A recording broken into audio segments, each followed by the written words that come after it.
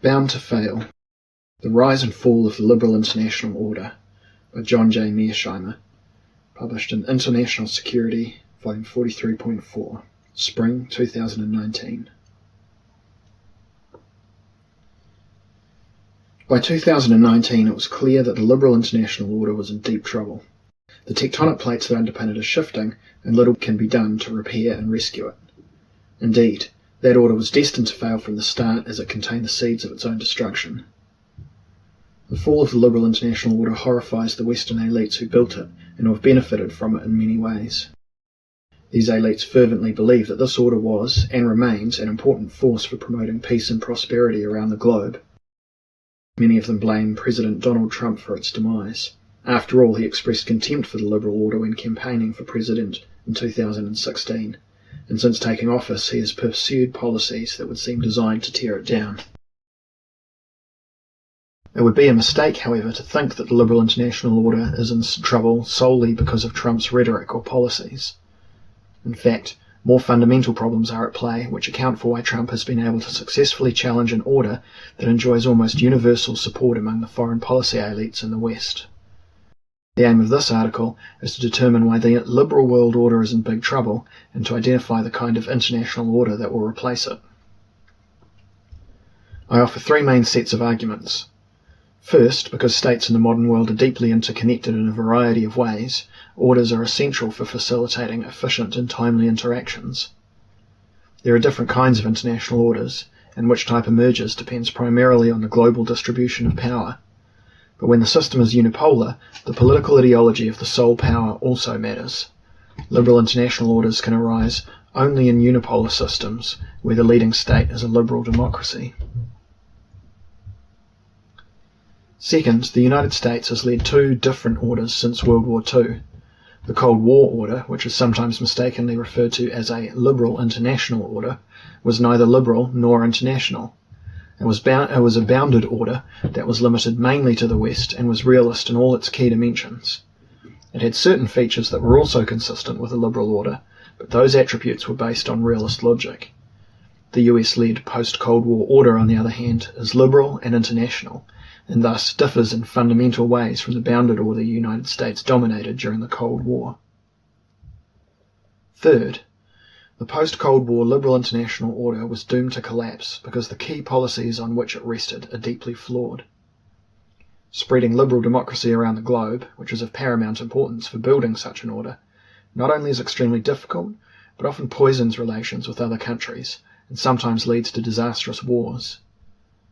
Nationalism within the target state is the main obstacle to the promotion of democracy, but balance of power politics also function as an important blocking force. Furthermore, the liberal order's tendency to privilege international institutions over domestic considerations, as well as its deep commitment to porous, if not open borders, has had toxic political effects inside the leading liberal states themselves, including the US unipole. Those policies clash with nationalism over key issues such as sovereignty and national identity. Because nationalism is the most powerful political ideology on the planet, it invariably trumps liberalism whenever the two clash, thus undermining the order at its core. In addition, hyperglobalization, which sought to minimize barriers to global trade and investment, resulted in lost jobs, declining wages, and rising income inequality throughout the liberal world. It also made the international financial system less stable, leading to recurring financial crises. Those troubles then morphed into political systems, further eroding support for the liberal order. A hyper-globalized economy undermines the order in yet another way. It helps countries other than the unipole grow more powerful, which can undermine unipolarity and bring the liberal order to an end. This is what is happening through the rise of China, which, along with the revival of Russian power, has brought the unipolar era to a close. The emerging multipolar world will consist of a realist-based international order, which will play an important role in managing the world economy, dealing with arms controls, and handling problems of the global commons, such as climate change. In addition to this new international order, the United States and China will lead bounded orders that will compete with each other in both the economic and military realms. The remainder of this article is organised as follows. First, I explain what the term order means and why orders are an important feature of international politics. Second, I describe the different kinds of order and the circumstances under which a liberal international order will emerge. Relatedly, I examine in the third section what accounts for the rise and decline of international orders. In the fourth section, I describe the different Cold War orders. In the next three sections, I recount the history of the liberal international order. Then, in the subsequent four sections, I explain why it failed. In the penultimate section, I discuss what the new order will look like under multipolarity. The conclusion provides a brief summary of my argument and some policy recommendations. What is an order, and why do orders matter? An order is an organised group of international institutions that help govern the interactions among the member states. Orders can also help member states deal with non-members because an order does not necessarily include every country in the world. Furthermore, orders can comprise institutions that have a regional or a global scope. Great powers create and manage orders. International institutions, which are the building blocks of orders, are effectively rules that the great powers devise and agree to follow because they believe that obeying those rules is in their interest. The rules prescribe acceptable kinds of behaviour and proscribe unacceptable forms of behaviour. Unsurprisingly, the great powers write those rules to suit their own interests. But when the rules do not accord with the vital interests of the dominant states, those same states either ignore them or rewrite them. For example, President George W. Bush emphasised on numerous occasions before the 2003 Iraq War that even if a US invasion violated international law, quote, "America will do what is necessary to ensure our nation's security. I will not wait on events while dangers gather," unquote. An order can contain different kinds of institutions, including security institutions such as the North Atlantic Treaty Organization, NATO, the Nuclear Non-Proliferation Treaty, NPT, or the Warsaw Pact, as well as economic institutions such as the International Monetary Fund, IMF, the North American Free Trade Agreement, the Organization for Economic Cooperation and Development, and the World Bank. It can also include institutions that deal with the environment, such as the Paris Agreement to tackle climate change, and more multifaceted institutions such as the European Union, EU, the League of Nations, and the United Nations, UN. Orders are indispensable in the modern international system for two reasons. First, they manage interstate relations in a highly interdependent world. States engage in enormous amounts of economic activity, which leads them to establish institutions and rules that can regulate those interactions and make them more efficient. But that interdependence is not restricted to economic affairs. It also includes environmental and health issues. Pollution in one country, for example, invariably affects the environment in neighbouring countries, while the effects of global warming are universal and can be dealt with only through multilateral measures. Moreover, deadly diseases do not need passports to cross international boundaries, as the lethal influenza pandemic of 1918-20 made clear. States are also interconnected in the military realm, which leads them to form alliances. To present an adversary with a formidable deterrent, or to fight effectively should deterrents break down, allies benefit from having rules that stipulate how each member's military will operate and how they will coordinate with each other. The need for coordination is magnified because modern militaries possess a vast array of weapons, not all of which are compatible with their allies' weaponry. Consider the wide variety of weapons in the militaries that made up NATO and the Warsaw Pact, not to mention the difficulty of coordinating the movements of the various fighting forces inside those alliances. It is unsurprising that both superpowers maintained heavily institutionalized alliances, and indeed, heavily institutionalized orders during the Cold War. Second, orders are indispensable in the modern international system because they help the great powers manage the behaviour of the weaker states in ways that suit the great powers' interests. Specifically, the most powerful states design institutions to constrain the actions of less powerful states and then put significant pressure on them to join these institutions and obey the rules no matter what. Nevertheless, those rules often work to the benefit of the weaker states in the system. A good example of this phenomenon is the superpowers' efforts during the Cold War to build a non-proliferation regime. Toward that end, in 1968, the Soviet Union and the United States devised the NPT, which effectively made it illegal for any member state that did not have nuclear weapons to acquire them. Naturally, the leadership in Moscow and Washington went to great lengths to get as many states as possible to join the NPT.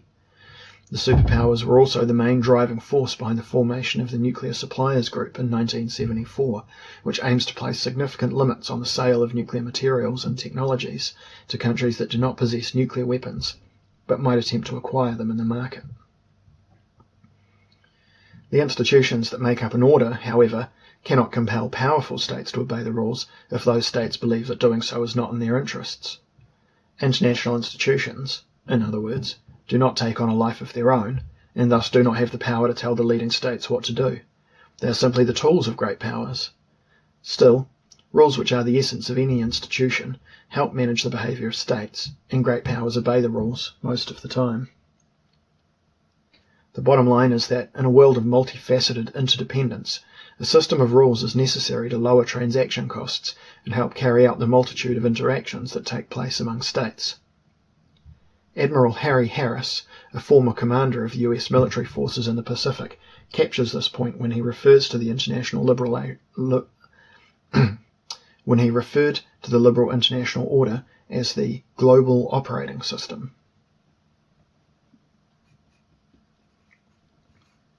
Types of orders. There are three important distinctions among the orders that populate the international system. The first difference is between international orders and the bounded orders. For an order to be international, it must include all of the world's great powers. Ideally, it would contain every country in the system. In contrast, bounded orders consist of a set of institutions that have limited membership. They do not include all of the great powers, and they are usually regional in scope. In most cases, they are dominated by a single great power, though it is possible for two or more great powers to form a bounded order, provided at least one great power remains outside of it. In short, international and bounded orders are created and run by great powers. International orders are concerned mainly with facilitating cooperation between states. Specifically, they help foster cooperation either among the great powers in the system or among virtually all the countries in the world. Bounded orders, on the other hand, are designed mainly to allow rival great powers to wage security competition with each other, not to advance cooperation between them. Nevertheless, great powers that lead bounded orders work hard to foster cooperation among the member states, coercing them if necessary. High levels of cooperation within the bounded order are essential for waging security competition with opposing great powers. Lastly, international orders are a constant feature of contemporary international politics, whereas bounded orders are not. Only realist international orders are accompanied by bounded orders. The second major distinction concerns the different kinds of international orders that great powers can organise: realist, agnostic, or ideological, to include liberal. Which order takes hold depends primarily on the distribution of power among the great powers.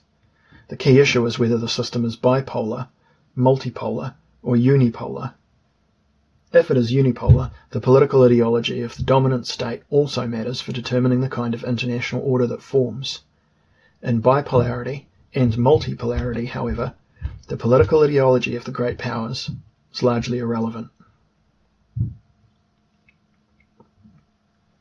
Realist orders. The international order, and the institutions that make it up, will be realist if the system is either bipolar or multipolar. The reason is simple. If there are two or more great powers in the world, they have little choice but to act according to realist dictates and engage in security competition with each other. Their aim is to gain power at the expense of their adversaries, but if that is not possible, to make sure that the balance of power does not shift against them. Ideological considerations are subordinated to security considerations in these circumstances. That would be true even if all the great powers were liberal states. Nevertheless, rival great powers sometimes have an incentive to cooperate. After all, they operate in a highly interdependent world where they are sure to have some common interests. Bounded and international orders, which operate side by side in a realist world, help opposing great powers compete and cooperate among themselves. Specifically, the great powers establish their own bounded orders to help wage security competition with each other. In contrast, they organise international orders to facilitate cooperation between themselves, and often with other countries as well. The institutions that make up an international order are well suited for helping great powers reach agreements when those states have common interests. This concern with cooperation notwithstanding, the great powers are still rivals whose relationship is competitive at its core. Balance of power considerations are always at play, even when great powers work through international institutions to cooperate with each other. In particular, no great power is going to sign an agreement that diminishes its power. The institutions that make up these realist orders, be they international or bounded, might sometimes have features that are consistent with liberal values, but this is not evidence that the order is liberal. Those features just happen to also make sense from a balance of power perspective. For example, the key economic institutions inside a bounded order might be oriented to facilitate free trade among the member states, not because of liberal calculations, but because economic openness is considered the best way to generate economic and military power inside that order. Indeed, if abandoning free trade and moving toward a more closed economic system made good strategic sense, that would happen in a realist order. Agnostic and ideological orders. If the world is unipolar, the international order cannot be realist. Unipolarity has only one great power, and thus, by definition, there can be no security competition between great powers, which is a sine qua non of any realist world order. Consequently, the sole pole has little reason to create a bounded order. After all, bounded orders are mainly designed for waging security competition with other great powers, which is irrelevant in unipolarity. Nevertheless, some of the institutions in that non-realist international order might be regional in scope, whereas others will be truly global in terms of their membership. None of those regional institutions, however, would be bundled together to form a bounded order. They would instead be either loosely or tightly linked with other institutions in the prevailing international order. In unipolarity, an international order can take one of two forms, agnostic or ideological, depending on the political ideology of the leading state. The key issue is whether the unipole has a universalistic ideology, one that assumes that its core values and its political system should be exported to other countries. If the unipole makes this assumption, the world order will be ideological. The sole pole, in other words, will try to spread its ideology far and wide and remake the world in its own image. It would be well positioned to pursue that mission because there are no rival great powers with which it must compete. Liberalism, of course, contains within it a powerful universalistic strand, which stems from its emphasis on the importance of individual rights. The liberal story, which is individualistic at its core, maintains that every person has a set of inalienable or natural rights. As such, liberals tend to be deeply concerned about the rights of people all around the world, regardless of which country they live in. Thus, if the unipole is a liberal democracy, it is almost certain to try to create an international order that aims to reshape the world in its own image. What does a liberal international order look like? The dominant state in the system obviously must be a liberal democracy and must have enormous influence within the key institutions that populate the order. Furthermore, there must be a substantial number of other liberal democracies in the system and a largely open world economy. The ultimate goal of these liberal democracies, especially the leading one, is to spread democracy around the globe while promoting greater economic intercourse and building increasingly powerful and effective international institutions. In essence, the aim is to create a world order consisting exclusively of liberal democracies that are economically engaged with each other and bound together by sets of common rules. The underlying assumption is that such an order will be largely free of war and will generate prosperity for all of its member states. Communism is another universalistic ideology that could serve as the basis for building an ideological international order. Indeed, Marxism shares some important similarities with liberalism. As John Gray puts it, Quote, "Both were enlightened ideologies that look forward to universal civilization." End quote. Both liberalism and communism, in other words, are bent on transforming the world. Communism's universalistic dimension is based on the concept of class, not rights. Marx and his followers maintain that social classes transcend national groups and state borders. Most importantly, they argue that capitalist exploitation has helped foster a powerful bond among the working classes in different countries. Hence, if the Soviet Union had won the Cold War and had felt the kind of enthusiasm for Marxism in 1989 that the United States felt for liberal democracy, Soviet leaders surely would have tried to build a communist international order. If the Unipole does not have a universalistic ideology, and therefore is not committed to imposing its political values and governing system on other countries, the international order would be agnostic. The dominant power would still target regimes that challenged its authority and would still be deeply involved in both managing the institutions that make up the international order and moulding the world economy to fit with its own interests. It would not, however, be committed to shaping local politics on a global scale. The sole pole would instead be more tolerant and pragmatic in its dealings with other countries. If Russia, with its present political system, were ever to become a unipole, the international system would be agnostic, as Russia is not driven by a universalistic ideology. The same is true of China, where the regime's principal source of legitimacy is nationalism, not communism. This is not to deny that some aspects of communism still have political importance for China's rulers, but the leadership in Beijing displays little of the missionary zeal that usually comes with communism.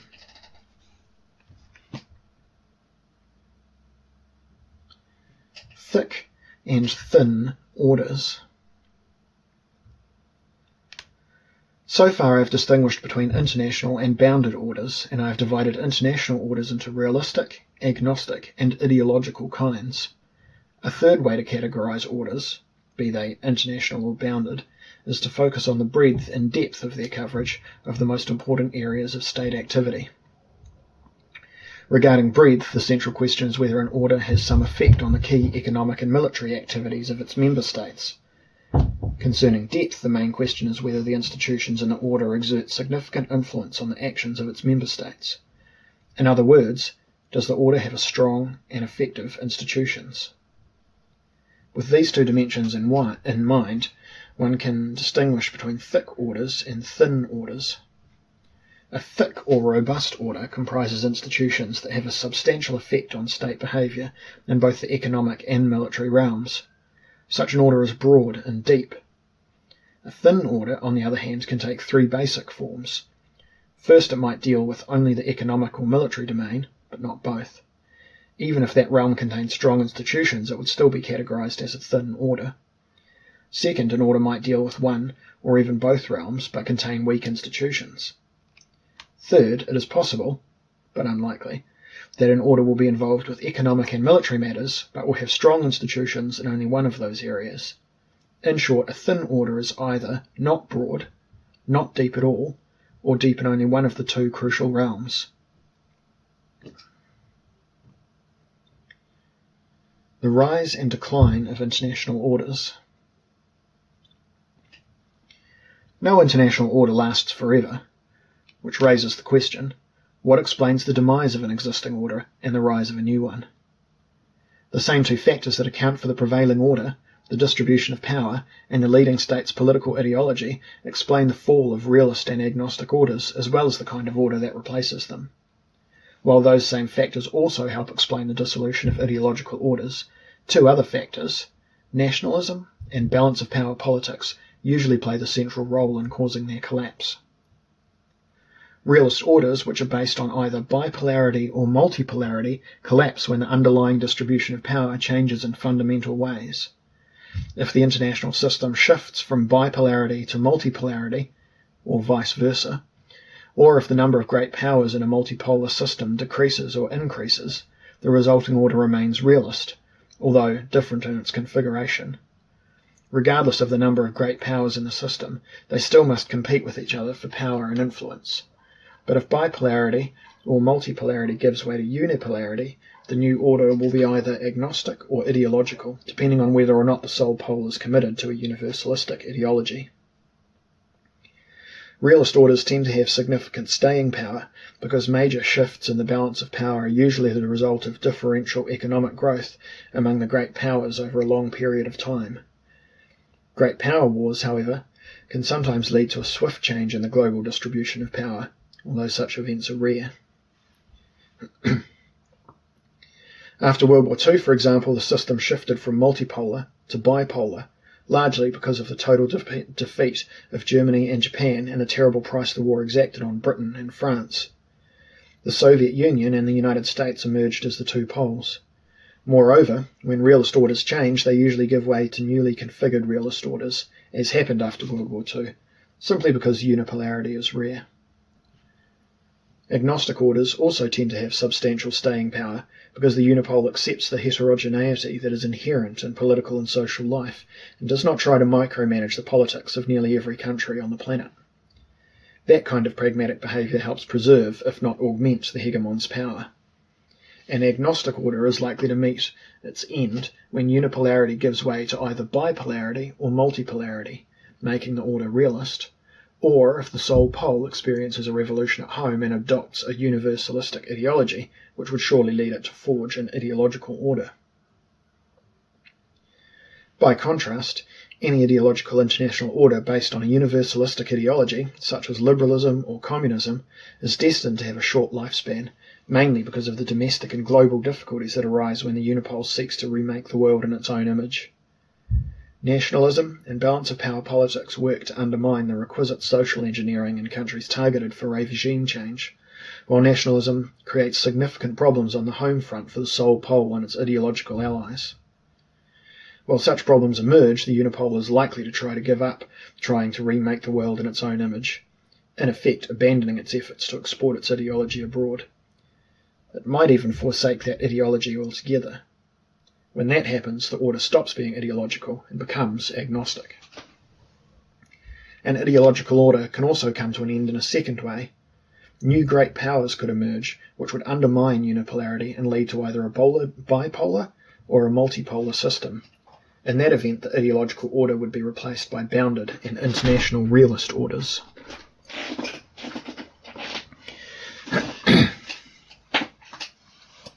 The Cold War Orders, 1945 to 1989. The global distribution of power from 1945 to 1989 was bipolar, which led to the formation of three principal political orders. There was an overarching international order that was largely created and maintained by the Soviet Union and the United States for purposes of facilitating cooperation between them when they had common interests.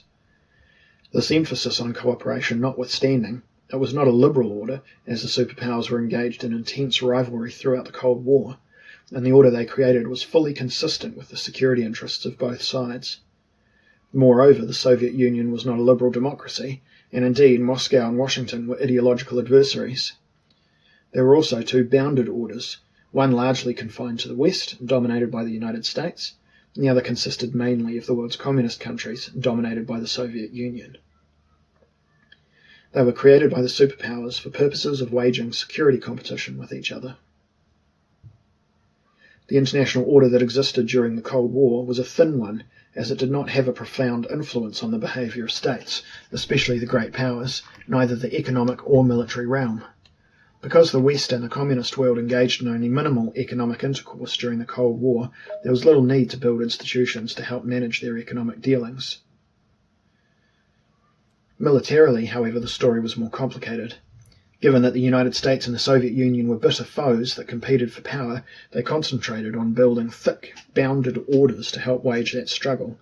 Thus, the main military institutions that each superpower created, NATO and the Warsaw Pact, were not international in scope. They were instead the key elements of the US-led and Soviet-led bounded orders. Nevertheless, the United States and the Soviet Union sometimes had good reasons to cooperate and negotiate arms control agreements that served their mutual interests. Most importantly, they worked together to craft institutions designed to prevent nuclear proliferation. They also reached targets aimed at limiting the arms race and so as to save money, ban destabilizing weapons, and avoid competition in areas such as Antarctica. Finally, they concluded agreements aimed at establishing rules of the road and confidence-building measures. In the process, Moscow and Washington helped strengthen the Cold War international order, although it remained a thin order. Both superpowers opposed further proliferation as soon as they acquired the bomb. Although the United States tested the first atomic weapon in 1945 and the Soviet Union followed suit in 1949, they did not put in place a set of institutions that could seriously limit the spread of nuclear weapons until the mid-70s. The first step forward was the creation of the International Atomic Energy Agency in 1957. Its primary mission is to promote the civilian use of nuclear energy, but with safeguards that ensure that states receiving nuclear materials and technologies for peaceful purposes do not use them to build a bomb. The key institutions that the superpowers devised to curb proliferation are the NPT and the Nuclear Suppliers Group, which along with the International Atomic Energy Agency markedly slowed the spread of nuclear weapons after 1945. The United States and the Soviet Union also began pursuing an arms control agreement in the late 1960s that would put limits on their strategic nuclear arsenals. The result was the 1972 Strategic Arms Limitation Treaty, SALT I, which capped the number of strategic nuclear weapons each side could deploy, although at very high levels, and severely restricted the development of anti-ballistic missile systems. Moscow and Washington signed the SALT II Treaty in 1979, which put further yet limits on each side's strategic nuclear arsenal, although neither side ratified it. The superpowers worked on a follow-up agreement, the Strategic Arms Reduction Treaty, during the 1980s, but it was not put into effect until after the Cold War ended. The other significant arms control agreement was the 1988 Intermediate Range Nuclear Forces Treaty, which eliminated all short-range and intermediate-range missiles from the Soviet and US arsenals. The superpowers negotiated a host of other less significant security agreements and treaties that were also part of the Cold War international order.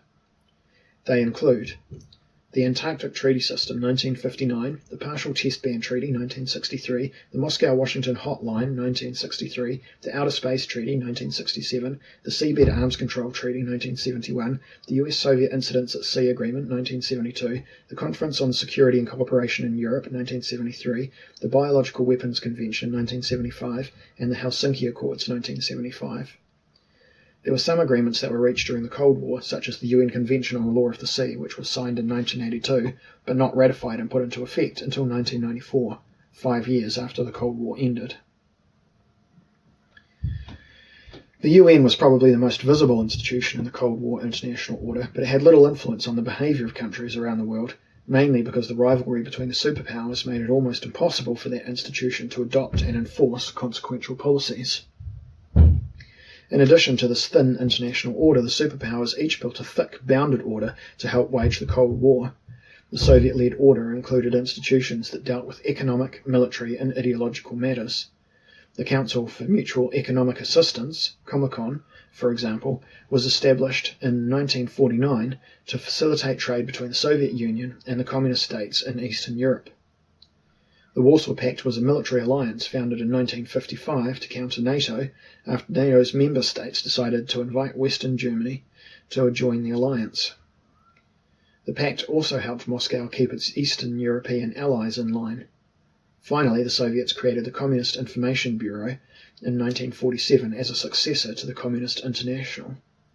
Both were designed to coordinate the effects of communist parties around the world, mainly for the purpose of allowing the Soviets to purvey their policy views to their ideological brethren.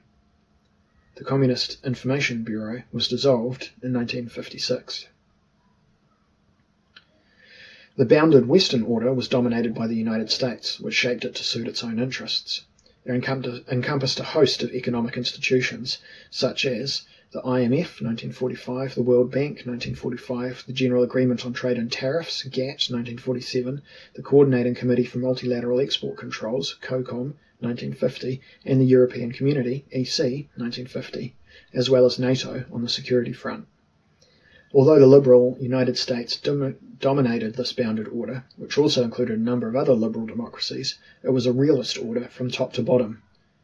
Its primary mission was to create a powerful West that could contain and ultimately defeat the Soviet Union and its allies. The emphasis on security notwithstanding, generating prosperity was an important end in itself for the countries in this bounded order. Moreover, there were some aspects of this realist order that are compatible with liberal principles. For instance, there is little doubt that, ceteris paribus, US policymakers preferred dealing with democracies to authoritarian states. But promoting democracy always yielded when it conflicted with the dictates of balance of power politics. The United States did not preclude non-democracies from joining NATO, or throw out countries that abandoned democracy once they joined, as was the case with Greece, Portugal, and Turkey. Moreover, although Washington tended to favour economic policies that encouraged free trade and investment among the Order's members, those policies were guided foremost by strategic considerations. As Joanne Gower notes, quote, that the East-West conflict drove the United States to merge the high politics of security and the low politics of trade is a theme that emerges repeatedly in the work of those scholars who both defined and developed the subfield of international political economy. End quote. In fact, the Dwight Eisenhower administration, which generally believed that free trade is the best way to create economic and military might, was prepared in the 1950s to allow the EC to become a closed economic bloc, that is, to undermine free trade, because it thought that an illiberal arrangement of this kind would make Western Europe a more powerful partner in the Cold War. Furthermore, the Marshall Plan was motivated mainly by strategic considerations, and as Sebastian Rosato shows, power politics underpinned the making of the EC, the forerunner of the EU. The Liberal International Order, 1990 to 2019. After the Cold War ended and the Soviet Union collapsed, the United States was by far the most powerful country in the world. The, quote, unipolar moment had arrived, which meant that most of the constraints that arise from security competition between the great powers were gone. Moreover, the thick Western order that the United States had created to deal with the Soviet Union remained firmly intact, while the Soviet order quickly fell apart. Com-Econ and the Warsaw Pact dissolved in the summer of 1991, and the Soviet Union collapsed in December 1991. Unsurprisingly, President George H.W. Bush decided to take the realist Western order and spread it across the globe, transforming it into a liberal international order. The institutions that had made up the thin Cold War-era international order, the UN and the various arms control agreements, would be incorporated into what Bush called the New World Order. This remarkably ambitious endeavour enjoyed the enthusiastic support of the liberal democracies in East Asia, and especially Western Europe, although there was never any doubt that the United States was in charge. As Bush put it in 1990, quote, there is no substitute for American leadership, unquote. Or as Secretary of State Madeleine Albright and President Barack Obama like to say, the United States is the indispensable nation. In essence, Bush and his successors in the White House were bent on creating a new international order that was fundamentally different from the Western order that had existed during the Cold War. Specifically, they were committed to transforming a bounded realist order into an international liberal order.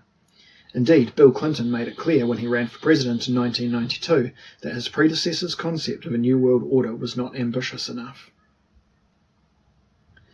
Creating a liberal international order involved three main tasks.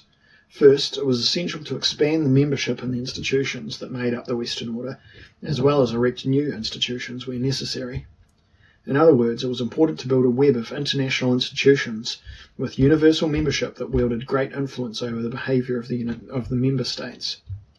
Second, it was imperative to create an open and inclusive international economy that maximised the free trade and fostered unfettered capital markets. This hyper-globalised world economy was intended to be much more ambitious in scope than was the economic order that prevailed in the West during the Cold War. Third, it was crucial to vigorously spread liberal democracy around the world, a mission that was frequently shortchanged when the United States was competing for power with the Soviet Union.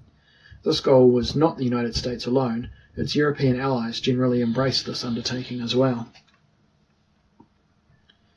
The three tasks, of course, are directly tied to the principal liberal theories of peace: liberal institutionalism, economic interdependence theory, and democratic peace theory. Thus, in the minds of its architects, Constructing a robust, sustainable, liberal international order was synonymous with creating a peaceful world. This deep-seated belief gave the United States and its allies a powerful incentive to work assiduously to create that new order, integrating China and Russia into it because it was especially important for its success because they were the most powerful states in the system after the United States. The goal was to embed them in as many institutions as possible, fully integrate them into the open international economy, and help turn them into liberal democracies. NATO expansion into Eastern Europe is a good example of the United States and its allies working to turn the bounded Western order into a liberal international order. One might think that moving NATO eastward was part of a classic deterrence strategy aimed at containing a potentially aggressive Russia. But it was not, as the West's strategy was geared towards liberal ends. The objective was to integrate the countries of Eastern Europe, and maybe one day Russia as well, into the security community that had developed in Western Europe during the Cold War. There is no evidence that its chief architects, Presidents Clinton, Bush and Obama, thought that Russia might invade its neighbours and thus needed to be contained, or that they thought that Russian leaders had legitimate reasons for fearing NATO enlargement. This liberal approach to NATO expansionism is reflected in how the Clinton administration sold that policy to the US and West European publics. For example, Deputy Secretary of State Strobe Talbot argued in 1995 that embedding the countries of Eastern Europe in NATO, as well as the European Union, was the key to producing stability in that potentially volatile region. Quote, "Enlargement of NATO," Talbot argued, "would be a force for the rule of law both within Europe's new democracies and among them." End quote.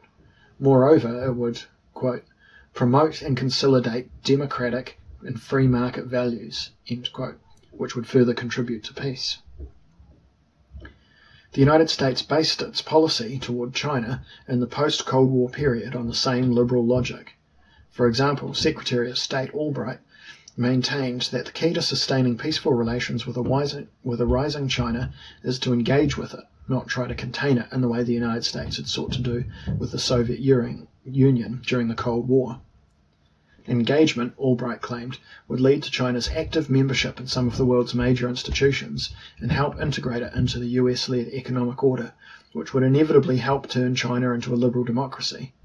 China would then be a responsible stakeholder in the international system, highly motivated to maintain peaceful relations with other countries. The Bush Doctrine, which was developed over the course of 2002 and used to justify the March 2003 invasion of Iraq, is a third example of a major US policy aimed at building a liberal international order. In the wake of the September 11, 2001 terrorist attacks, the Bush administration concluded that winning the so-called global war on terror required not only defeating al-Qaeda, but also confronting countries such as Iran, Iraq, and Syria.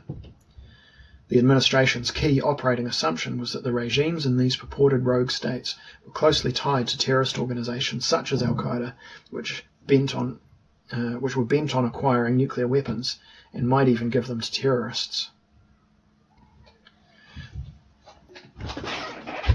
The best way to deal with proliferation and terrorism, the administration reasoned, was to turn all the countries in the greater Middle East into liberal democracies, which would then transform that region into a giant zone of peace, thereby eliminating the twin problems of proliferation and terrorism. Quote, "The world has a clear interest in the spread of democratic values," President Bush declared, "because stable and free nations do not breed the ideologies of murder. They encourage the peaceful pursuit of a better life." End quote. It appeared to many observers in the early 1990s that the United States was well situated to construct a liberal international order. It had abundant experience building and running the Western order during the Cold War, and it was remarkably powerful compared to its potential rivals. China was in the early stages of its rise, and Russia was in a state of complete disarray, which remained the case throughout the 1990s. This huge power advantage meant that the Unipole could largely ignore realist dictates and act according to liberal principles, which was impossible during the Cold War. It also meant that the United States could coax or coerce other states into following its edicts. And of course, there was always the possibility that Washington would use force to get its way. Finally, the United States and its allies had abundant legitimacy in the years immediately after the Cold War ended. Not only did they win that protracted conflict, but there seemed to be no viable alternative to liberal democracy, which looked like the optimal political order for the foreseeable future. It was widely believed that, in the West at the time, that eventually almost every country in the world would become a liberal democracy, a belief that led Francis Fukuyama to conclude that this might be the end of history. Moreover, the wide array of international institutions that had helped produce abundant prosperity in the West during the Cold War appeared to be ideally suited to take globalization to the next step. In essence, it looked like the United States was well positioned to pursue liberal hegemony, a foreign policy that called for building a world order based on liberal principles. During the 1990s and early 2000s, the United States and its close allies appeared to be well on their way to fashioning a full-scale liberal international order. There were certainly problems, but generally speaking, the emerging order was working quite nicely. Few people expected that it would begin to unravel a few years into the new millennium.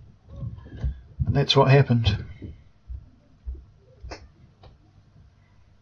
The Golden Years, 1990 to 2004.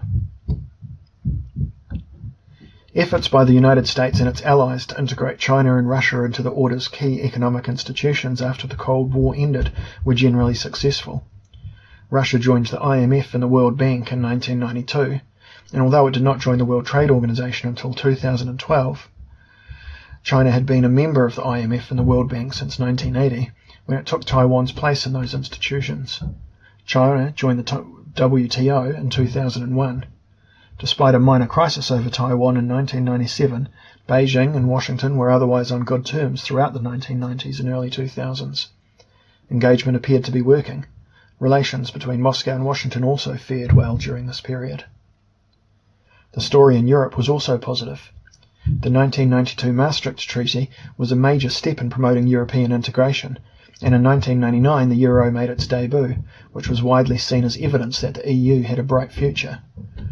Furthermore, the early waves of EU and NATO expansion into Eastern Europe occurred with few problems, although Russian policymakers made their opposition clear. Finally, both Czechoslovakia and the Soviet Union broke apart peacefully.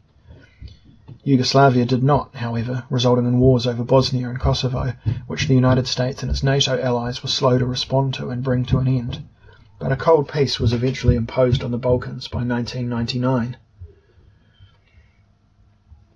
Developments in the Greater Middle East were more mixed, but even there it appeared that the region was slowly but steadily being incorporated into the liberal international order. Israel and the Palestine Liberation Organization signed the Oslo Accords in September 1993, giving hope that the two sides might find a peaceful solution to their conflict by the end of the decade. The United States, operating with a UN Security Council mandate, led a broad coalition of allies to a stunning military victory over Iraq in early 1991, liberating Kuwait, significantly weakening Iraq's military and exposing Saddam Hussein's secret nuclear weapons program, which was then shut down. Nevertheless, the Ba'athist regime maintained power. Afghanistan also remained a trouble spot, mainly because the Taliban allowed al-Qaeda to plan its operations there, including the September 11th terrorist attacks, without interference.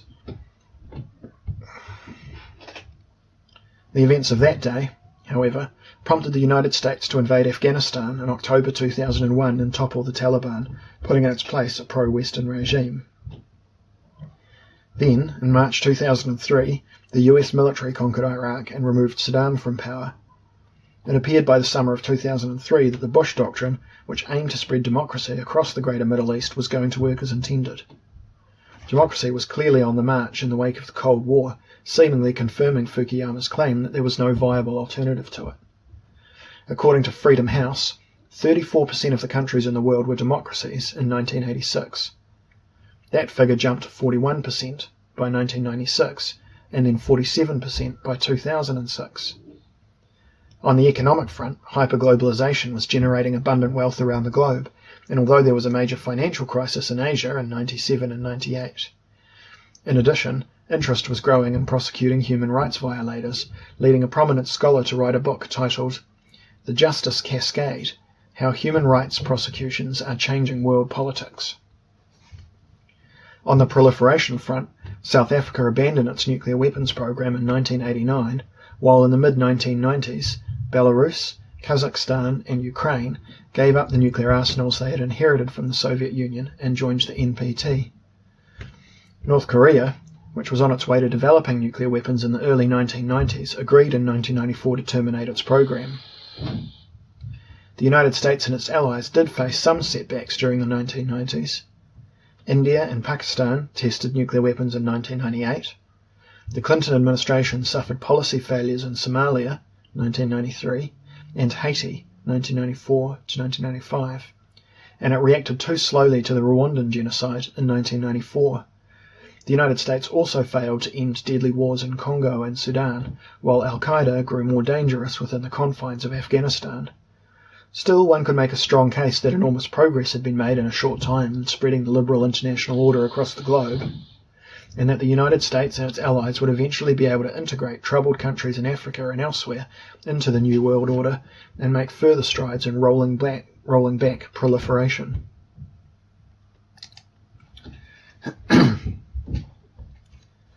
The liberal order goes downhill.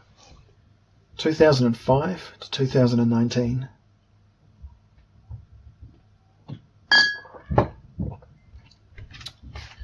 Midway through the first decade of the 2000s, serious cracks began to appear in the liberal international order, which have since steadily widened. Consider what's happened in the greater Middle East. By 2005, it was evident that the Iraq War was becoming a disaster and that the United States had no strategy for stopping the fighting, much less turning Iraq into a liberal democracy. At the same time, the situation in Afghanistan began to deteriorate as the Taliban came back from the dead and took aim at the US-installed government in Kabul. The Taliban has grown stronger with time, and the war in Afghanistan is now the longest war in US history, lasting longer than the American Civil War, World War I, World War II, and the Korean War combined. Moreover, there is no apparent path to victory for the United States. In addition, Washington and its allies pursued regime change in Libya and Syria, which ended up helping precipitate deadly civil wars in both countries. Furthermore, in the process of helping wreck Iraq and Syria, the Bush and Obama administrations played a crucial role in creating the Islamic State of Iraq and Syria, which the United States went to war against in 2014. The Oslo peace process, which once seemed so promising, has failed, and the Palestinians have virtually no hope of acquiring their own state.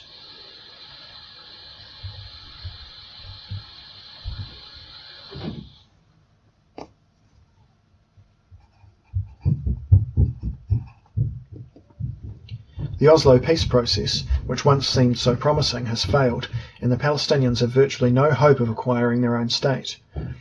With Washington's help, Israeli leaders are instead creating a greater Israel, which, as two former Israeli prime ministers have said, will be an apartheid state.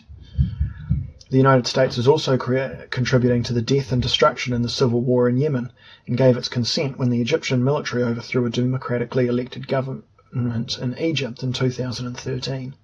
Far from incorporating the greater Middle East into a liberal international order, the United States and its allies inadvertently have played a central role in spreading illiberal disorder in that region. Europe, which appeared to be the brightest star in the liberal galaxy during the 1990s, was in serious trouble by the late 2010s. The EU suffered a major setback in 2005 when French and Dutch voters rejected the proposed treaty for establishing a constitution for Europe. Even more damaging was the Eurozone crisis, which began in late 2009 and lingers on. Not only has the crisis exposed the fragility of the euro, it has also created intense animosity between Germany and Greece, among other political problems. To make matters worse, Britain voted in June 2016 to exit the EU, and xenophobic right-wing parties are growing more powerful across Europe. Indeed, fundamentally illiberal views are commonplace among leaders in Eastern Europe. As a January 2018 article in the New York Times put it, quote, "The Czech president has called Muslim immigrants criminals. The head of Poland's governing party has said refugees are riddled with disease. The leader of Hungary has described migrants as poison, and Austria's new far-right interior minister suggested concentrating migrants in asylum centres with all its obvious and odious echoes of World War II." End quote. Finally, a civil war began in 2014 in eastern Ukraine that involves Russia, which seized Crimea from Ukraine in March 2014, causing a serious deterioration in relations between Russia and the West. Both sides have built up their military forces in Eastern Europe and routinely engage them in military exercises that escalate suspicions and tensions between them. This crisis, which largely resulted from EU and NATO expansion, coupled with the West's efforts to promote democracy in countries such as Georgia and Ukraine, and maybe even Russia itself, shows no signs of ending anytime soon. Given the state of affairs, Moscow is on the lookout for opportunities to sow discord in the West and weaken the EU and NATO. Cracks have also opened up in the transatlantic relationship, especially with Trump's arrival in the White House. Trump is contemptuous of almost all the institutions that make up the liberal international order, including the EU and NATO, which he famously described as obsolete during the 2016 campaign. In a letter sent to European leaders shortly after Trump assumed office, a leading EU policymaker said that the new president posed a serious threat to the EU's future. A few months later, just after Trump moved into the White House, German Chancellor Angela Merkel, a deeply committed Atlanticist, warned that Europe could not depend on the United States the way it once did. Europeans, she said, really must take our fate into our own hands. Transatlantic relations have only worsened since then, and the likelihood of a turnaround in the foreseeable future seems remote. The 2007 to 2008 global financial crisis not only did enormous damage to many people's lives, but also called into question the competence of the elites who managed the liberal international order. In addition to the deterioration in relations between Russia and the West, there are worrying signs of potential conflict with China, which is determined to change the status quo regarding the East China Sea, the South China Sea, Taiwan, and the China-India border. Unsurprisingly, the United States is now more interested in containing rather than engaging China. In fact, the Trump administration recently said that admitting China into the World Trade Organization was a mistake, as Beijing's protectionist policies clearly show that it is unwilling to play by the institution's rules. Finally, the number of liberal democracies has been declining since 2006, reversing a trend that once looked unstoppable. Relatedly, soft authoritarianism appears to have become an attractive alternative to liberal democracy, a development that was almost unthinkable in the early 1990s, and some leaders extol the virtues of illiberal democracy, while others govern countries that are committed to political systems based on deeply held religious beliefs. Of course, liberal democracy has lost some of its appeal in recent years, especially because the United States political system often looks dysfunctional. Even serious scholars worry about the future of American democracy. In sum, the liberal international order is crumbling.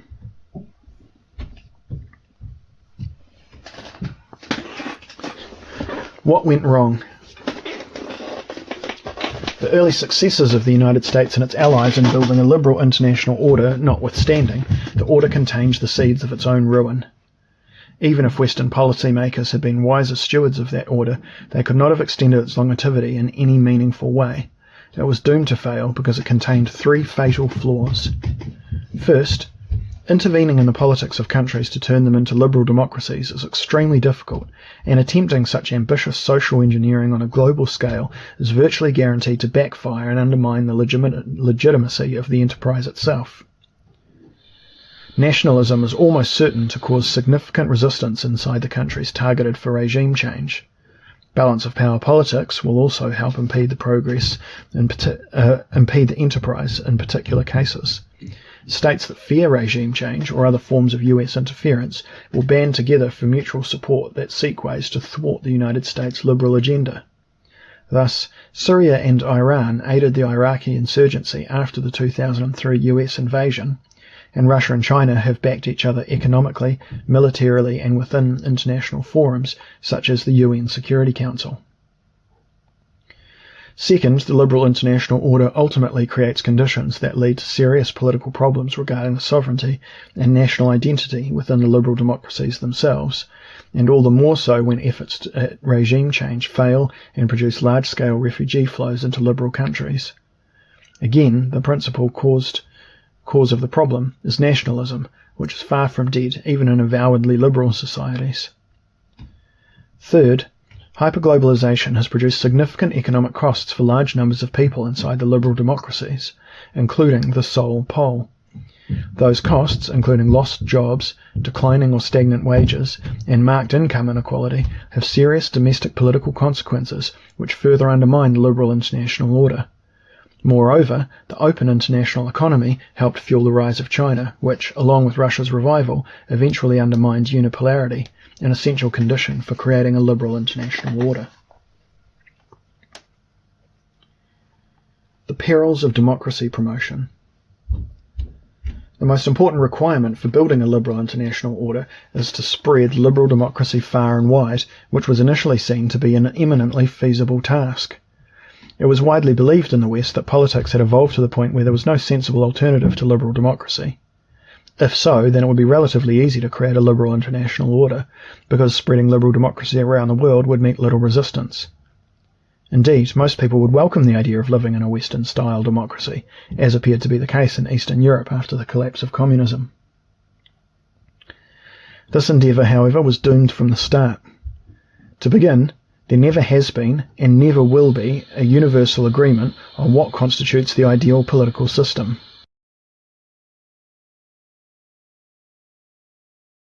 This endeavour, however, was doomed from the start. To begin, there never has been, and never will be, universal agreement on what constitutes the ideal political system.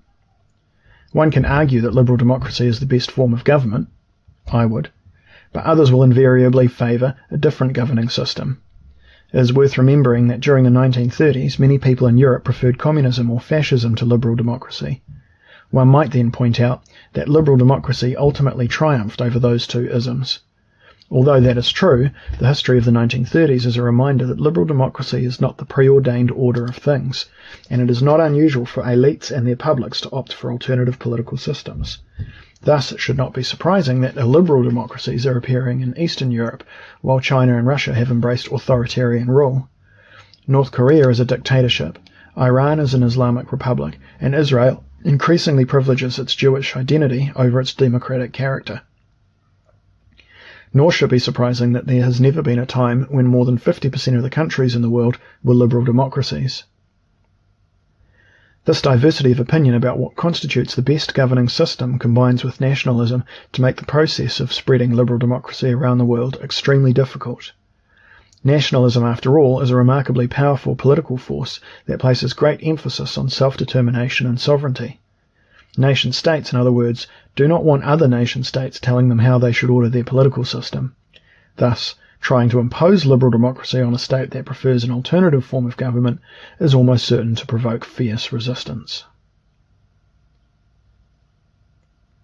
Fighting losing wars.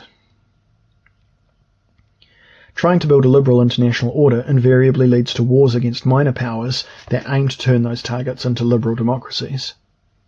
There are significant limits on how much social engineering of this sort great powers can attempt in a bipolar or multipolar system, mainly because they must focus on competing with each other for power and influence.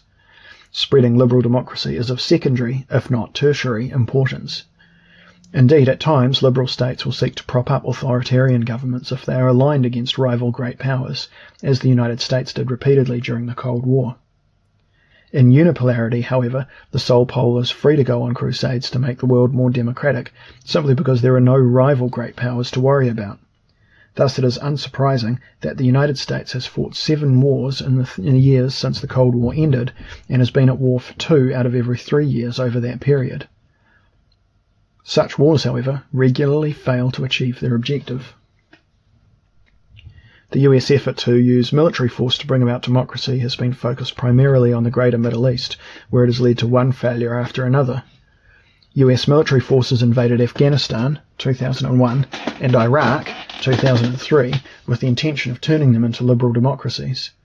The occupying forces not only failed to achieve that goal, they also ended up precipitating bloody wars that did enormous damage to political and social life in those 2 countries. The main reason for this dismal record is that large-scale social engineering in any society is difficult, but is especially daunting in a foreign country whose political leadership has just been toppled from power.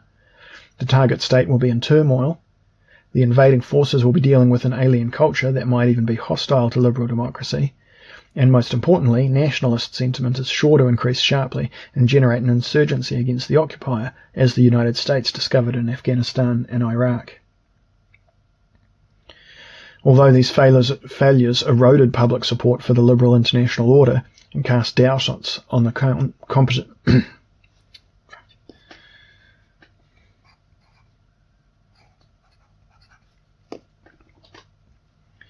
Although these failures eroded public support for the liberal international order and cast doubts on the competence of its leaders, they did not stop the Sole Pole from trying to spread liberal democracy by military means, overextending itself even further. Instead, it looked for less costly ways to accomplish that task, which effectively meant giving up on conquering and occupying non-democracies and employing different strategies to bring down authoritarian leaders. Thus, when fighting broke out among rival factions in Libya in 2011, the United States and its European allies employed air power to help remove Colonel Muammar al-Gaddafi from power. But the Western powers had no way of turning Libya into a functioning state, much less a liberal democracy, with or without troops on the ground. Also in 2011, the United States and its allies in the Middle East sought to topple President Bashar al-Assad from power in Syria by arming and training rebel groups that opposed him. That effort failed, largely because Russia, which has had long-standing strategic ties with Syria, intervened in 2015 to keep Assad in power. REUPLOAD thwarted US efforts in Syria. But even if Assad had been deposed, the end result would have been another continuation of the conflict as in Libya, or the installation of another ruthless autocrat, as happened in Egypt after President Hosni Mubarak was deposed in early 2011. Liberal democracy in Syria was not a serious possibility, but an abundance of murder and mayhem was.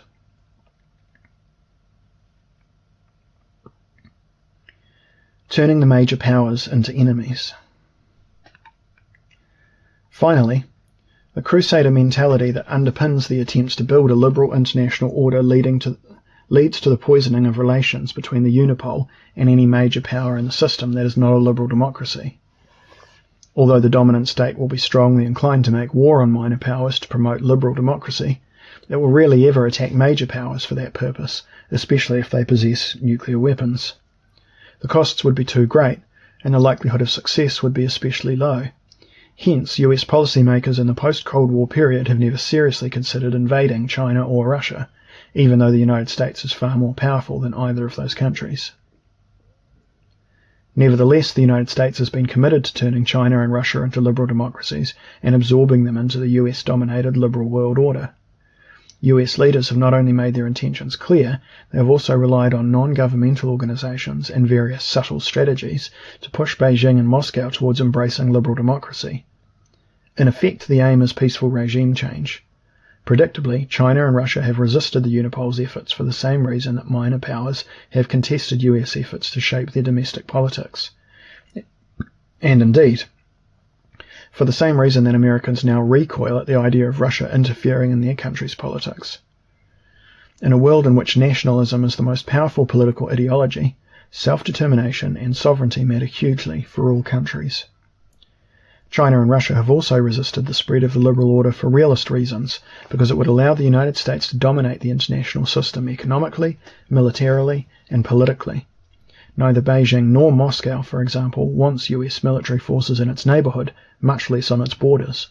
Thus, it is hardly surprising that China talks about pushing the US military out of the Western Pacific, and that Russia has long been deeply opposed to EU and NATO expansion into Eastern Europe.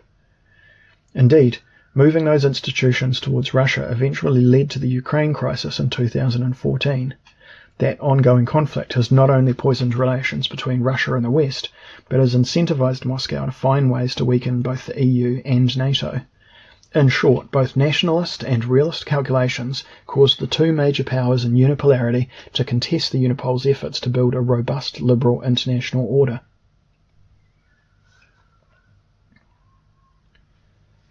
Turning the liberal democracies against the liberal order. Building a robust liberal international order eventually causes serious political troubles inside the liberal democracies themselves, because the accompanying policies clash with nationalism. Those problems on the home front, which come in two forms, work to eventually undermine the order itself. To begin with, liberal states believe strongly in the virtues of international institutions, which leads them to delegate more and more authority to the institutions that make up the order. That strategy, however, is widely seen as evidence that those states are surrendering sovereignty.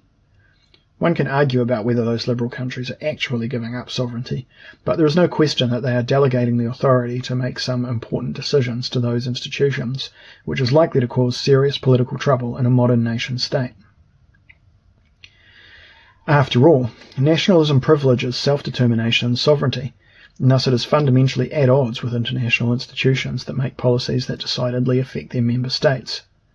Quote, "The cumulative effect of such expansions of international authority," Jeff Colgan and Robert Kiahani write, "is to excessively limit sovereignty and give people the sense that foreign forces are controlling their lives." End quote. The intensity of this problem will depend on how much power and influence the relevant institutions wield over their member states. Of course, the institutions that make up a liberal world order are designed to have a profound effect on the behaviour of their member states. The international influence inevitably raises concerns about a, quote, democratic deficit. Voters in those countries come to think that the distant bureaucrats who make decisions that matter greatly for them are inaccessible and unaccountable. There is clear evidence of this phenomenon at play across Europe. Consider the 2016 vote in favour of Brexit. Given the huge impact the EU has on its members' policies, it is unsurprising that one of the principal reasons a majority of British citizens voted for Brexit is because they thought that their country had surrendered too much authority to Brussels and that it was time to reassert British sovereignty. In particular, many Britons believed that Britain had lost control of its economic policy, which was undermining democratic accountability. EU Democrats in Brussels, which were not elected by Britons, were seen to be the key architects of British economic policy and other policies as well.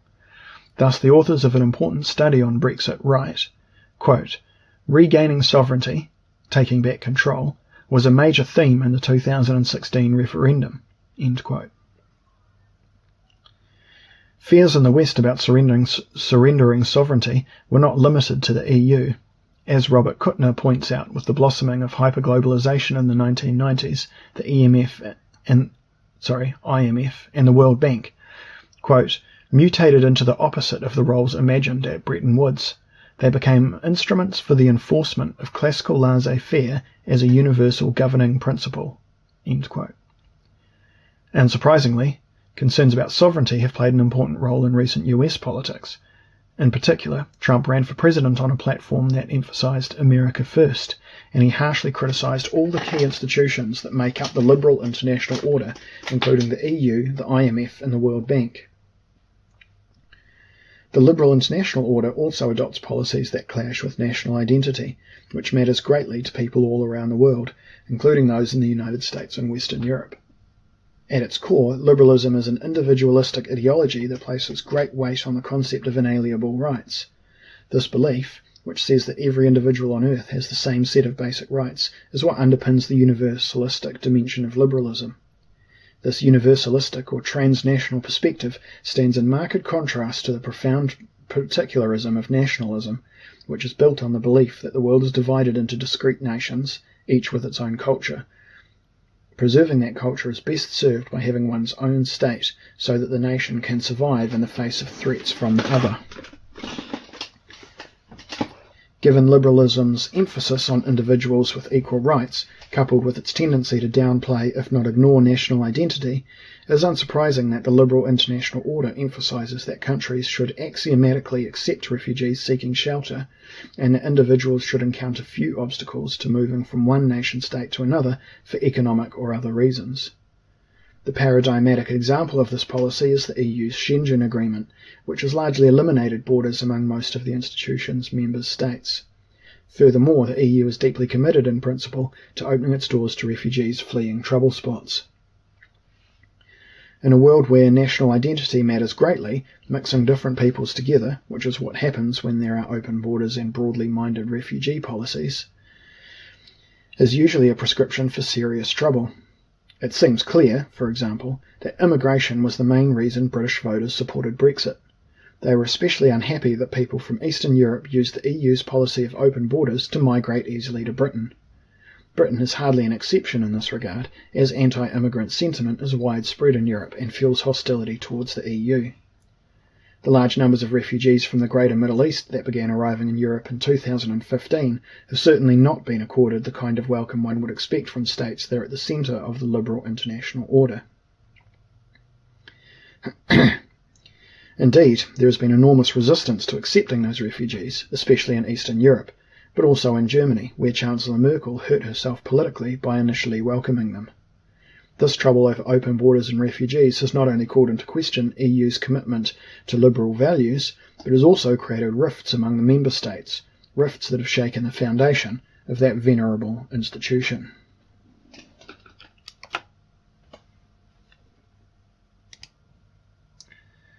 The downside of hyperglobalization.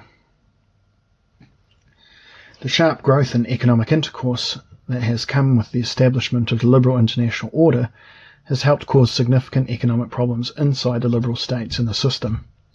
These problems in turn have generated substantial political resistance to that order.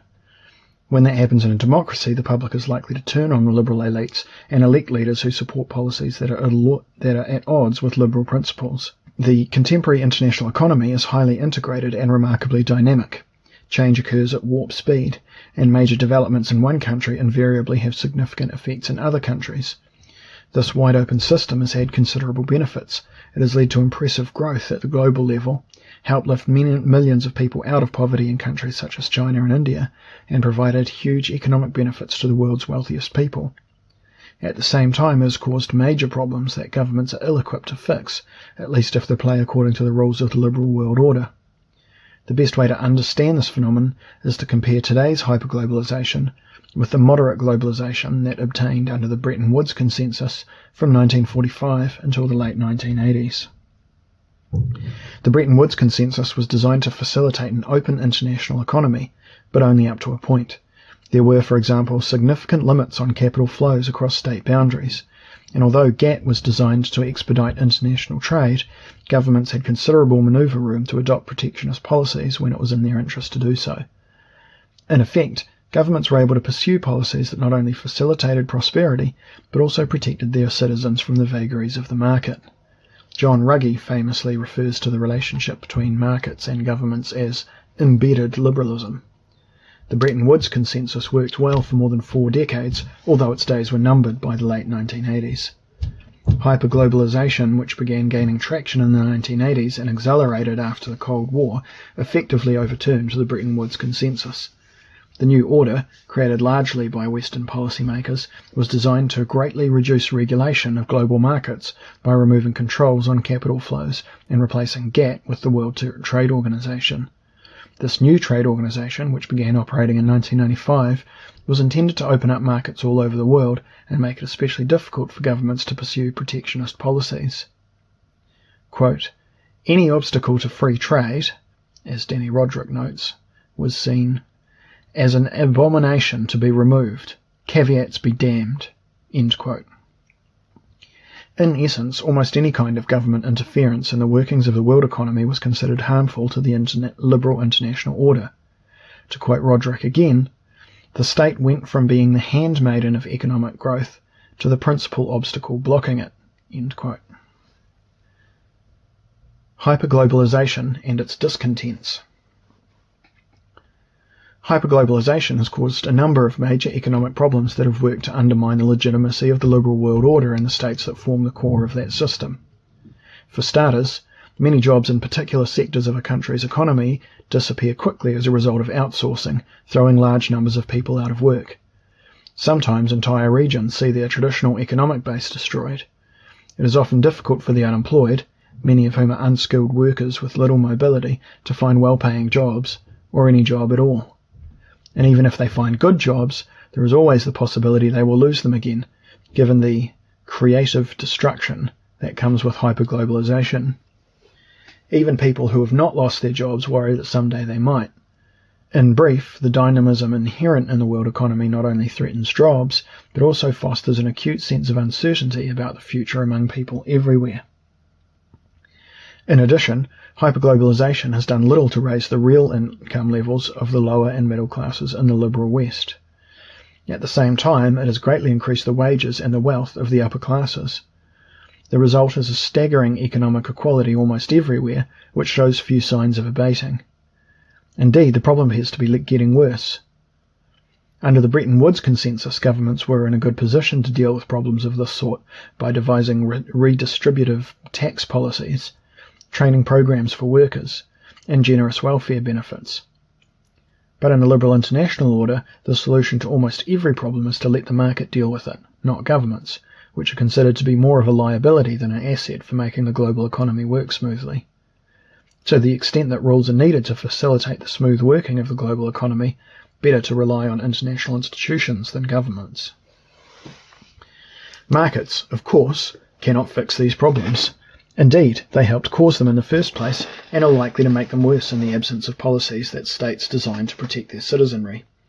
As one would expect, these festering problems have led to widespread dissatisfaction with the liberal international order and growing sentiment for governments to adopt protectionist economic policies, which would undermine the present system. Trump capitalized on this hostility during the existing order in the 2016 presidential campaign, not only by railing against international institutions, but also by making the case for pursuing protectionist economic policies. He emphasized the importance of protecting US workers above all else. In both the Republican primaries and the general election, he defeated opponents who defended the liberal international order and argued against protectionism. Since becoming president, Trump has moved in a decidedly protectionist direction. Ultimately, when markets clash with the deep-seated interests of large numbers of a country's citizens, its politics will evolve in ways that undermine the liberal international order. There is another major problem that comes with hyperglobalization. The ease and speed with which capital flows across borders, coupled with the emphasis that the liberal world order places on government deregulation, make this order prone to large-scale economic crises in particular countries or regions, or even the entire world. Quote, periods of high international capital mobility, Carmen Reinhart and Kenneth Rogoff write, have repeatedly produced international banking crises. End quote. In fact, there have been a number of crises since hyperglobalization began taking root in the 1980s. The most consequential were the Asian financial crisis of 97 to 98, which came dangerously close to spreading across the entire globe, and the 07 to 08 global financial crisis, which was the most severe economic breakdown since the Great Depression of the 1930s and did much to delegitimize the liberal international order in the West. Given the continuing mobility of capital, more crises of this sort will likely occur, further weakening the present order and perhaps even bringing it crashing down. A few words are in order regarding the euro, which is a key feature of the liberal international order, even though it is part of a strictly European institution. When that currency was established in 1999, it represented a giant step forward in promoting monetary union among the member states, although there was neither fiscal nor political union to help underpin the euro.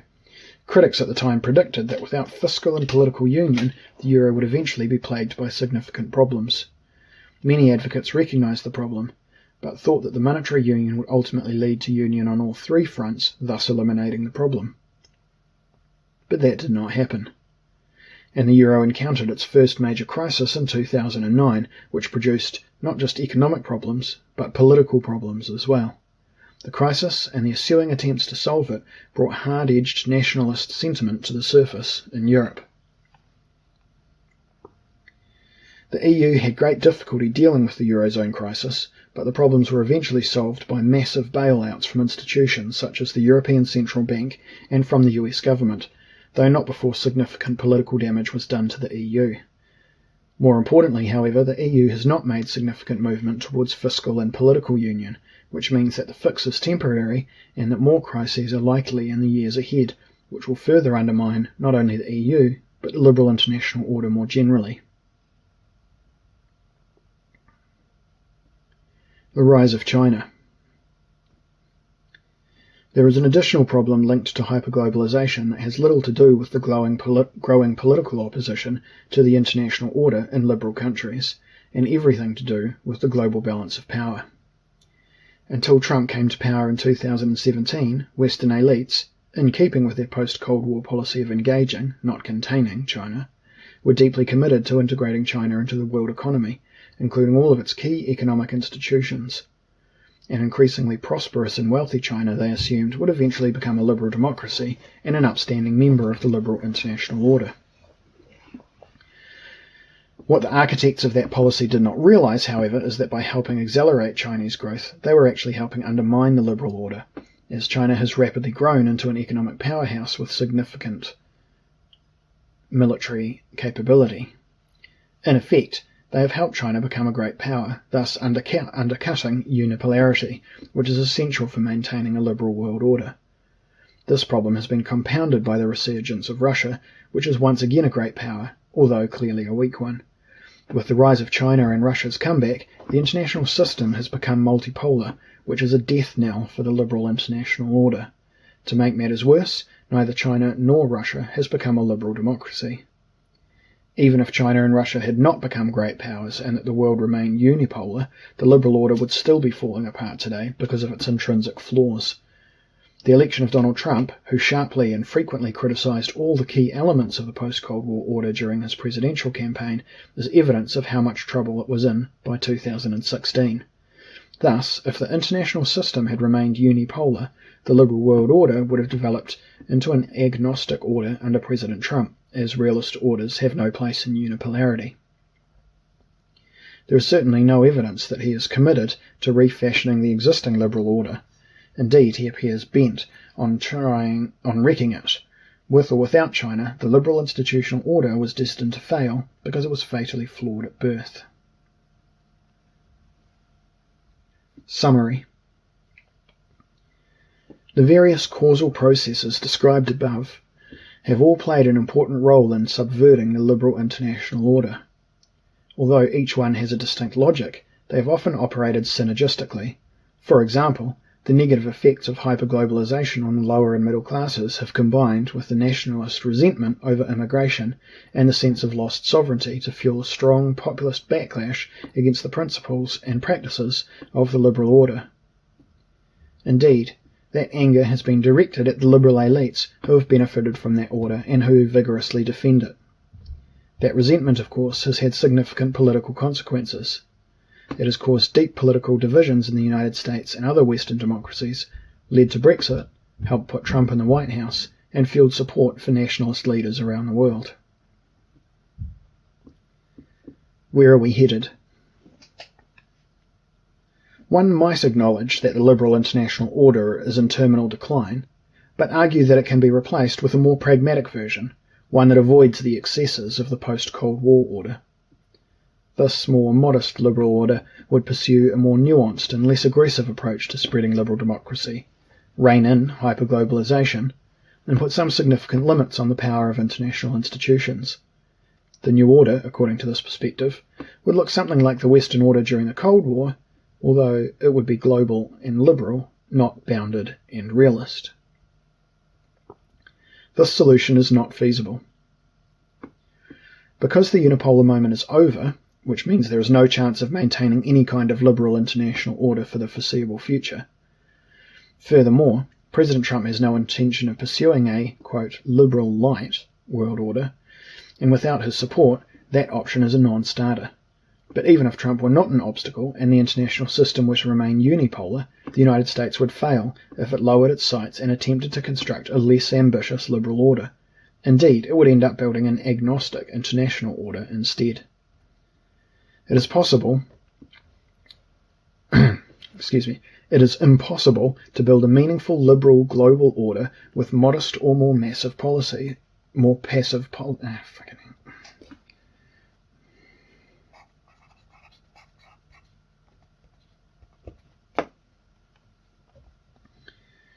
It is impossible to build a meaningful liberal global order with modest or more passive policies. The enterprise requires too much social engineering in too many places. If it has any chance of succeeding, and I think it has none, the liberal unipole and its allies must relentlessly pursue highly ambitious global policies, which is why the United States and its liberal partners acted the way they did in the wake of the Cold War. That approach, however, is now politically infeasible because of past failures. Consequently, the liberal democracies have no choice but to take small steps here and there to remake the world in their own image, while adopting a live and let live approach towards most countries in the world.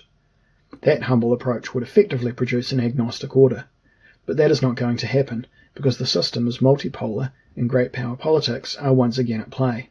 Thus the key question is, what kind of realist orders will dominate the landscape in the new multipolar world?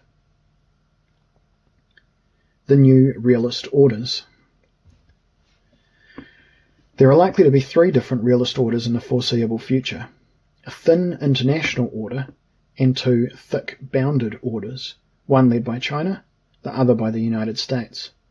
The emerging thin international order will be concerned mainly with overseeing arms control agreements and making the global economy work efficiently. It is also likely to pay more serious attention than in the past to problems relating to climate change. In essence, the institutions that make up the international order will focus on facilitating interstate cooperation.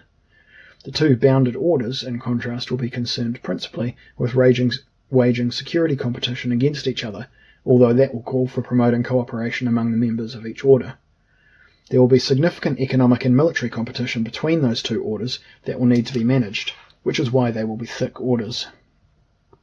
Two key features of the multipolar world will profoundly shape the emerging orders. First, assuming that China continues its impressive rise, it will be involved in an intense security competition with the United States that will be the central feature of international politics over the course of the 21st century. That rivalry will lead to the creation of bounded orders dominated by China and the United States. Military alliances will be core components of those two orders, which are now beginning to form and will resemble the Soviet-led and US-led orders in the Cold War. Beijing and Washington, however, will sometimes have reasons to cooperate on select military issues, an endeavour that will fall within the purview of the international order, as it did during the Cold War. Again, the focus will be principally on arms controls agreements and will involve Russia as well as China and the United States. The existing treaties and agreements dealing with proliferation are likely to remain in place because all three great powers will want to limit the spread of nuclear weapons. But Beijing, Moscow and Washington will have to negotiate new treaties limiting their arsenals, as the superpowers did during the Cold War. Nevertheless, the US-led and Chinese-led bounded orders will be largely responsible for dealing with core security matters. In military matters, the three emerging orders built around the US-China rivalry should bear a marked resemblance to the three Cold War orders, albeit with China taking the place of the Soviet Union. No such parallels exist in the economic realm, however. There was little economic intercourse between the superpowers or the respective orders for most of the Cold War. Thus, the existing international order was not concerned in any meaningful way with facilitating economic relations between the two sides. Economic dealings are largely confined to the bounded orders, and there the main objective was to pursue policies that would help gain advantage over the other side. Because economic power underpins military power, waging security competition was carried out in both the economic and military domains. Economic cooperation and rivalry. The situation on the economic front is much different today than it was in the Cold War, which leads to the second important feature of the new multipolarity that will shape the incipient orders. There is a huge amount of economic intercourse between China and the United States, and between China and US allies in East Asia. China and the United States also trade and invest all over the world. The security competition between the two bounded orders is unlikely to markedly reduce those economic flows. The gains from continued trade are too great. Even if the United States tries to limit its trade with China, Beijing can compensate by increasing its trade with other partners such as Europe. The future, in other words, is likely to resemble the situation in Europe before World War I, where there was an intense security competition between the Triple Alliance, Austria-Hungary, Germany, and Italy, and the Triple Entente, Great Britain, France, and Russia. Yet an enormous amount of economic interaction among those six countries and within Europe more generally. Because the world economy will remain highly interdependent, the emerging international order will play a pivotal role in managing economic relations among countries across the globe. Although China has a deep-seated interest in helping the order facilitate economic cooperation, it will wield its increasing power to shape the new international order to its advantage. It will seek to rewrite the rules in the order's current economic institutions to give it more influence, and it will create new institutions that reflect its growing power. One prominent example of the latter approach is Beijing's establishment of the Asian Infrastructure Investment Bank in 2015, which some observers see as a potential rival to the IMF and the World Bank. Of course, this situation is fundamentally different from how the Soviet Union behaved during the Cold War. This is not the end of the economic story, however, as there is sure to be an intense economic rivalry between the two bounded orders that take place within the broader context of continued economic cooperation at the global level. This competition will be driven in good part by security concerns. Economic might, after all, is the foundation of military might, which means that China has a powerful strategic incentive to possess the dominant economy in the world, which is its goal. Made in China 2025, for example, is Beijing's plan to dominate global markets in a wide range of high-tech products. China's strategy is to give large government subsidies to state-owned companies and supplement their research with technology stolen from American and other Western companies. China is also using its growing economic power to coerce its neighbours in East Asia to side with Beijing over Washington. The United States, of course, will fight back against China, not just for security-related reasons, but also because the US business community does not want to lose out to China. The Trump administration's harsh economic policies towards China are just the start of what promises to be a long-running and intense rivalry between the US-led and Chinese-led orders. The United States, for example, is sure to try to limit the transfer of China of dual-use technologies, sophisticated civilian technologies that can be used for military purposes. It will also try to manage its trade and investment with China, as well as that of its own allies, in ways that do not erode their position in the balance of power and hopefully improve it. The two bounded orders, which are beginning to form, will include institutions that aim to foster economic cooperation among their members, whilst seeking to gain economic advantage over the rival order. The Obama administration, for example, explicitly designed the Trans-Pacific Partnership for this purpose, although Trump withdrew from it after he became president.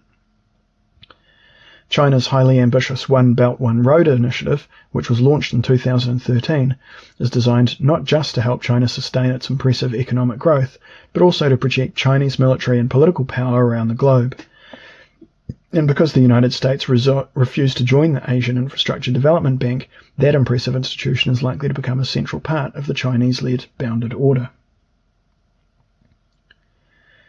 In short, the rivalry between the China-led and US-led bounded orders will involve both full-throated economic and military competition, as was the case with the bounded orders dominated by Moscow and Washington during the Cold War. The big difference this time is that the international order will be deeply involved in managing the cooperative aspects of the global economy, which was not the case during the Cold War. Russia and Europe. What about Russia? It is certainly a great power, which is why the emerging world is multipolar, not bipolar. But it will be by far the weakest of the three great powers for the foreseeable future, unless either the US or Chinese economy encounters major long-term problems. The key question regarding Russia is, which side, if any, will it take in the US-China rivalry?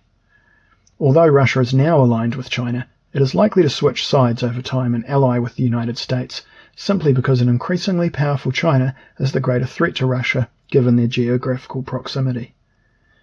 Should Moscow and Russia forge closer relations because of their mutual fear of China, Russia will be loosely integrated into the US-led bounded order. Should Moscow continue to have friendly relations with Beijing because it fears the United States more than it does China, Russia will be loosely integrated into the China-led bounded order. It is possible that Russia will try not to align itself with either side and remain on the sidelines. Finally, what about Europe? Most of the countries in Europe, especially the major powers, are likely to become part of the US-led bounded order, although they are unlikely to play a serious military role in containing China.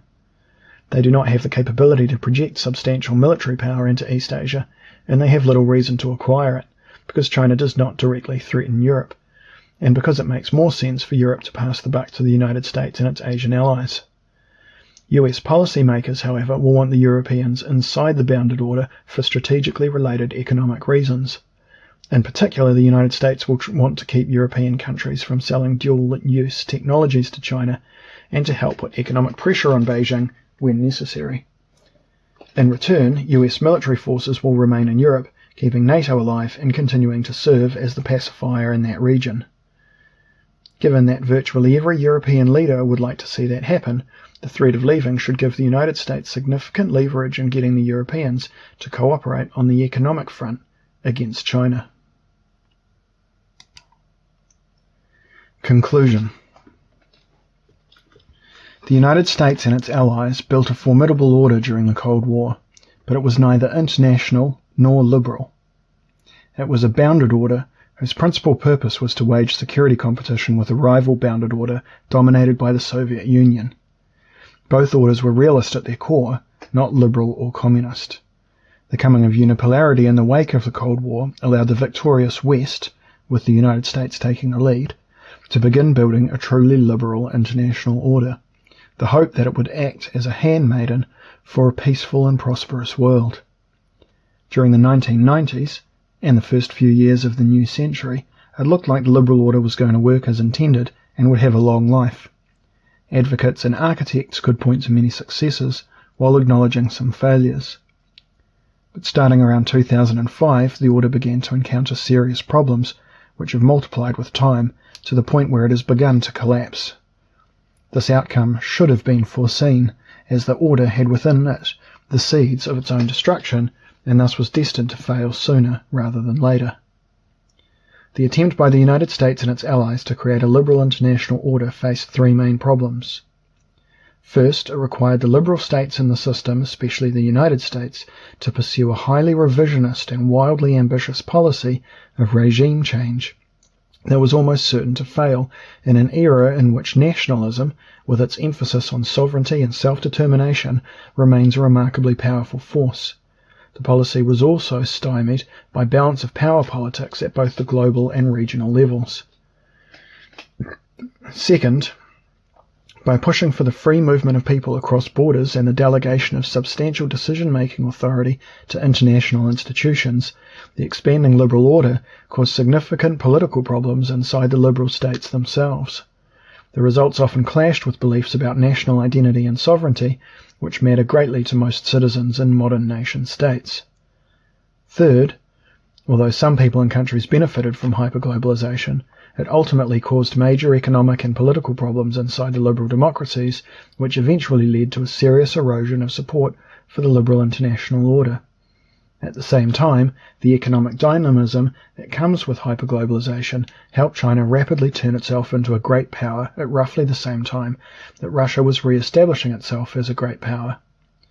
That shift in the global balance of power put an end to the unipolarity, which is a prerequisite for a liberal world order.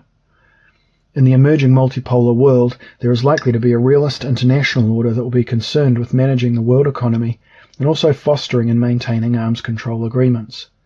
The emphasis in that order will be on facilitating interstate cooperation. In addition, there are likely to be Chinese-led and US-led bounded orders that will help prosecute the security competition that is almost certain to arise between China and its allies. On the one hand, between China and its allies on the one hand, and the United States and its allies on the other. That rivalry will have both economic and military dimensions. How should the United States act as it leaves behind the liberal international order that it worked so assiduously to build? First, it should resist any temptation to continue trying to forcefully spread democracy across the planet via regime change. Because the United States will be compelled to engage in balance of power politics with China and Russia, its ability to engage in social engineering abroad will be sharply limited. The temptation to remake the world will always be there, however, because the United States believes so fervently in the virtues of liberal democracy. But it should resist that temptation, because going on liberal crusades is certain to lead to serious trouble. Second, the United States should seek to maximize its influence in the economic institutions that will make up the emerging international order. Doing so is important for maintaining as favorable a position as possible in the evolving global distribution of power. After all, economic power is the basis of military power. It is imperative that Washington not allow China to dominate those institutions and use the resulting influence to gain power at the United States' expense. Third, US policymakers should ensure that they create a formidable bounded order that can contain Chinese expansion.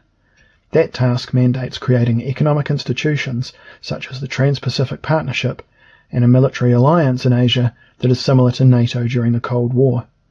In the process, the United States should go to great lengths to pull Russia out of China's orbit and integrate it into the US-led order. In sum, the time has come for the US foreign policy establishment to recognize that the liberal international order was a failed enterprise with no future. The orders that will matter for the foreseeable future are realist orders that must be fashioned to serve the United States' interests.